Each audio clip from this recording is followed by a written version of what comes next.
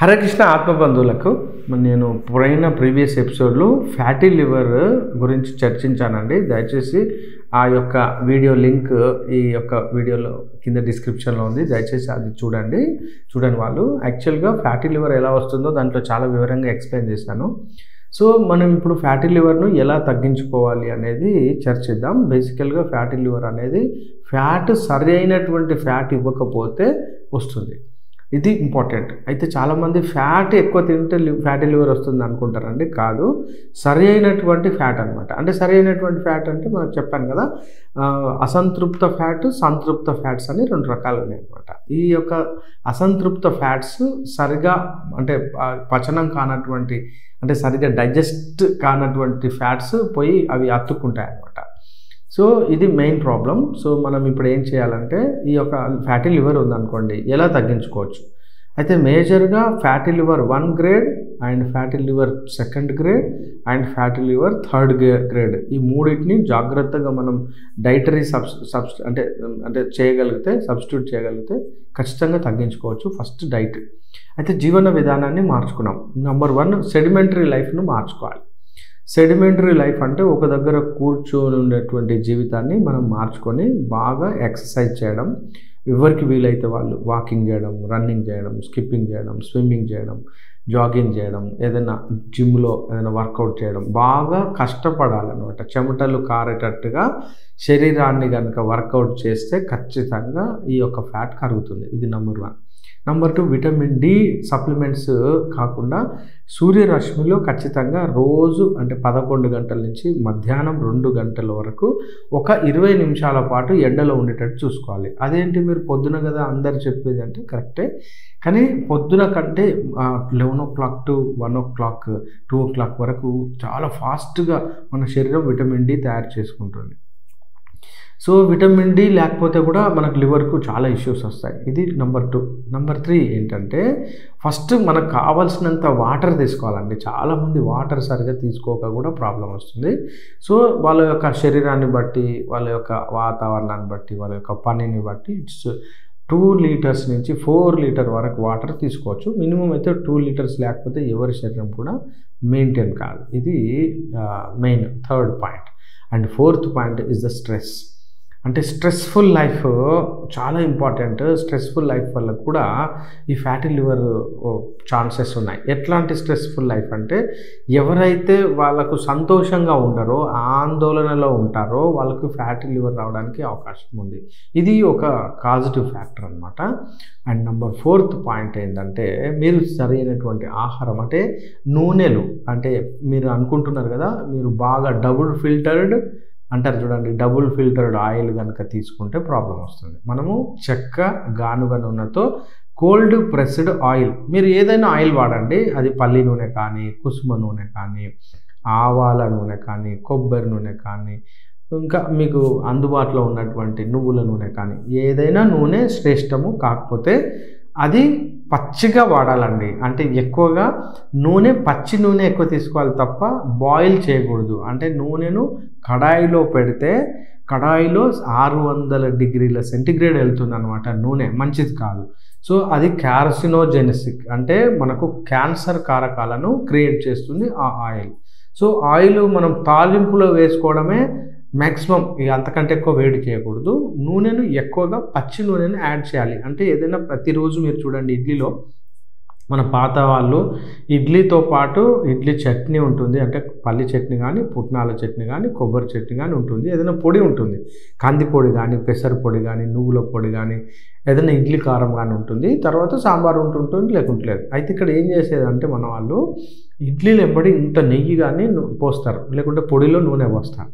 So idli, నెయ్యి, సాంబార్, కొబ్బరి చట్నీ చూడండి. అంటే నెయ్యి ఏమో ఫ్యాట్ చేసింది, ఇడ్లీలో ఉన్నటువంటి మినపప్పులో కూడా ప్రోటీన్ వచ్చేసింది. పుట్నాల పప్పు కానీ, లేకపోతే పల్లీలు పప్పు చట్నీ కానీ, కొబ్బరి చట్నీ వచ్చేసి కొబ్బరి చట్నీలో ఫ్యాట్ ఉంటుంది, ప్రోటీన్ ఉంటుంది. పల్లీల చట్నీలో కూడా ప్రోటీన్ ఉంటుంది. అంటే ప్రోటీన్ వచ్చింది, ఫ్యాట్ వచ్చింది. ఇడ్లీ యొక్క రవ్వ వచ్చేసి అది కార్బ్ అనమాట. సో గ్రేట్ ఆహారం అది. యాక్చువల్గా మన సౌత్ ఇండియన్ ఆహారం చాలా గొప్పదండి. సో మనం ఇప్పుడు ఎలా ఆలోచించాలి, idli with ghee is the best. కానీ without ghee is the most dangerous. ఇది మనం ఆలోచించాలి. అట్లా ప్రతి ఆహారంలో పచ్చి నెయ్యి కానీ పచ్చి నూనె కానీ యాడ్ చేసుకుంటే చాలా శ్రేష్టం. ఇది ఇంపార్టెంట్. కొంతమందికి ఆలివ్ ఆయిల్ అలవాటు ఉందనుకోండి, ఆలివ్ ఆయిల్ను సరిగ్గా వేడి చేయరనమాట, చేయకూడదు. దాన్ని కొంచెం బయటనే సీజనింగ్ లాగా అంటే పైనే పోసుకుంటారు. అది శ్రేష్టం. అది కూడా ఒక అవకాశం ఉంటే ఎప్పుడైనా నెలకొకసారి ఆముదం కూడా, వంట ఆముదం కూడా చాలా శ్రేష్టం అండి. ఇంకొకసారి కూడా ఇప్ప నూనెతో కూడా వంట చేస్తారు. అడవి ప్రాంతాలలో ఇప్పటికీ నేను చూశాను, ఇప్ప నూనె అని ఉంటుంది. విప్ప పువ్వు యొక్క నూనె దొరుకుతుంది ఆ గింజల నుంచి.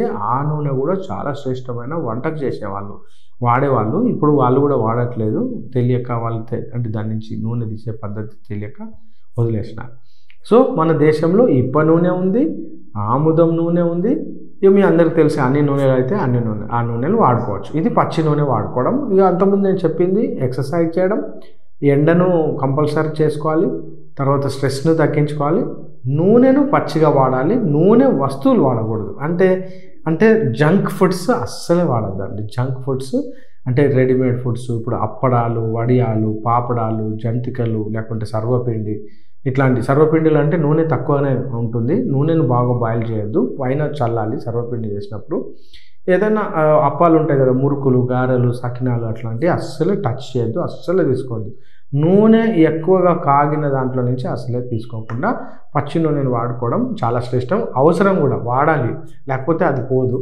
ఇంకా బెస్ట్ ఆప్షన్ ఏంటంటే ఎక్సర్సైజ్ చేయడం, యోగాసనాలు అన్నీ చేసుకోవచ్చు, సూర్య నమస్కారాలు చేసుకోవచ్చు, చెయ్యాలి కూడా. అన్నిటికంటే బెస్ట్ ఈజ్ ద వాకింగ్ కనుక డైలీ ఒక 5 to 6 kilometers కనుక మీరు కరెక్ట్గా కనుక రోజు చేస్తే ఫ్యాటీ లివర్ పోతుంది. ఇక డైట్లో స్వీట్స్, ముఖ్యంగా తీయగా ఉండేటువంటి మ్యాక్సిమం తగ్గియాలండి. బాగా తీయగా ఉన్న పండ్లు తప్ప అప్పుడప్పుడే దూరగా పండేటువంటి పండ్లను చాలా శ్రేష్టంగా తీసుకోవచ్చు. కానీ బాగా తీయగా ఉండే ఖర్జూర పండ్లు కావచ్చు, లేకుంటే ఇప్పుడు వచ్చిన ఫ్రూట్స్, ఇంకా మల్బెర్రీస్, అట్లాంటి బాగా తీయగా ఉన్న చెరుకు గడలు, అట్లాంటి చెరుకు రసం, అట్లాంటి తీయగా ఉన్నవి తగ్గించి అప్పుడప్పుడే దూరంగా ఉన్నటువంటి పండ్లను తీసుకుంటూ డైలీ రెగ్యులర్గా ఎట్టి పరిస్థితుల్లో డైరెక్ట్ షుగర్స్ ఏమీ తీసుకోవద్దు. అంటే స్వీట్స్ తీయగా ఉన్నది అసలే తీసుకోకుండా ఉంటే చాలా శ్రేష్టం. పాలు తీసుకోవచ్చు, దానికంటే పాల కంటే ది బెస్ట్ మజ్జిగ తీసుకోవడం. పెరుగు లేకుండా మరియు పన్నీర్ అట్లాంటివి తగ్గించి సింపుల్ ప్రోటీన్స్ అంటే పెసరపప్పు అండి. పెసరపప్పు, కందిపప్పు is the best simple protein అందుతుంది. సో మాంసాహారులు ఎవరైతే ఉంటే దయచేసి మాంసాహారాన్ని తగ్గించి వీలైతే మానేస్తే చాలా శ్రేష్టం. ఎగ్స్ కూడా మానేస్తే శ్రేష్టం, ఎందుకంటే ఫ్యాటీ లివర్స్లో అది అంటే లివర్ మీద బాగా లోడ్ పడుతుంది అనమాట. సో ఇలా పాటిస్తే మనకు ఫ్యాటీ లివర్ తగ్గడానికి అవకాశం ఉంది. అయినా కూడా ఇంకా మేము చేస్తున్నాం, మాకు ఏదైనా మందులు చెప్పండి. సో ది బెస్ట్ ఏంటంటే అండర్ మెడికల్ సూపర్విజన్, అంటే ఎవరైనా మంచి ఆయుర్వేద డాక్టర్ గారి దగ్గర నుంచి మీరు ఆరోగ్యవర్ధిని వటి అని చెప్పి టాబ్లెట్ దొరుకుతుంది. వారి యొక్క పర్మిషన్స్ తోటి 1 నెల కానీ 2 నెలలు కానీ వాడండి, చాలా బాగా పనిచేస్తుంది. అంతకంటే ఇంకా బెస్ట్ ఆప్షన్ ఈజీగా ఉండేది పునర్నవ ఆసవము, పునర్నవ అరిష్టము అని టానిక్స్ దొరుకుతాయి. అది కూడా మీరు ఒక 2-3 నెలల పాటు రెగ్యులర్గా తీసుకోవచ్చు. ఇది ఒక ఆయుర్వేద డాక్టర్ దగ్గర నుంచి ఒక సలహా తీసుకొని. ఇంకా ది బెస్ట్ ఏంటంటే సంజీవని వటి అని కూడా టాబ్లెట్ దొరుకుతుంది. ఇది కూడా వీటి డోసేజ్ ఎలా అంటారా, డోసేజెస్ నేను చెప్పేది పెద్దవాళ్ళకేనండి. 18 సంవత్సరాలు ఎబోవ్ ఉన్నవాళ్ళు వీళ్ళు ఏం చేయొచ్చు అంటే ఈ పునర్నవ ఆసవం కానీ పునర్నవ అరిష్టం కానీ రెండు సేమే, దాని యొక్క తయారీ పద్ధతి వేరు. పునర్నవ అంటే ఏం లేదండి, గుంటగల్జేరు యొక్క ఆకు. మీ అందరికీ తెలుసు గుంటగల్జేరు చాలా శ్రేష్టమైనటువంటి మొక్క. ఇంకా చెప్పాలంటే ఎక్లిప్టా అల్బా అని చెప్పి ఇంకోటి దొరుకుతుంది గుంటగల్జేరు, గుంటగలగర అంటాము. అది ఆ చెట్టు యొక్క ఆకులను పప్పులో వేసుకొని కూడా రెగ్యులర్గా తీసుకుంటే కూడా మనకు లివర్ రిస్టోర్ కావడానికి అవకాశం ఉంది. టాబ్లెట్ వచ్చింది కదా ఆరోగ్యవర్ధిని వాటి మాత్రం ఉదయం 1 రాత్రి 1, ఇది మాత్రం కొంచెం డాక్టర్ గారి యొక్క పర్యవేక్షణలోనే 1 month వాడితే సరిపోతుంది, తర్వాత వాడకూడదు. అయితే పునర్నవ అరిష్టం కానీ ఆ పునర్నవ ఆసవము మీరు 2-3 నెలలు వాడినా కూడా ఏం కాదు. మూడవది వచ్చేసి సంజీవని వటి. ఈ సంజీవని వటి కూడా 3 months వరకు వాడండి. ఏదన్నా మీకు ఇంకా ఏదైనా ఇంకా డౌట్స్ ఉంటే మీరు కామెంట్ సెక్షన్లో కామెంట్ చేయండి. నేను వీలైనంత వరకు ట్రై చేస్తాను. మీ యొక్క సలహా అంటే మీ యొక్క సూచన ఎలా ఉందో నేను ట్రై చేస్తాను ఇంకేదైనా. సో మనకు ఇప్పుడు పునర్నవారిష్టం వచ్చింది, పునర్నవాసవం వచ్చింది, తర్వాత సంజీవని వాటి వచ్చింది, ఆరోగ్యవర్ధిని వాటి వచ్చింది. ఇది కాకుండా ది బెస్ట్ సోర్స్ వచ్చేసి ఏదైనా టీ తయారు చేసుకొని కూడా తాగొచ్చండి. టీ ఫ్యాట్ను కట్ చేసేది అంటే లివర్ను బాగా యాక్టివేట్ చేసేది గుంటగల్జేరు యొక్క ఆకు కనుక దొరికితే దాన్ని టీ లాగా కూడా తయారు చేసుకొని మనం రోజు మార్నింగ్ ఒక కప్పు, ఈవినింగ్ ఒక కప్పు వితౌట్ షుగర్ కనుక తీసుకుంటే చాలా బాగా పనిచేస్తుంది లివర్ అండ్ ఫ్యాటీ లివర్ పోవడానికి అవకాశం ఉంది. హరే కృష్ణ.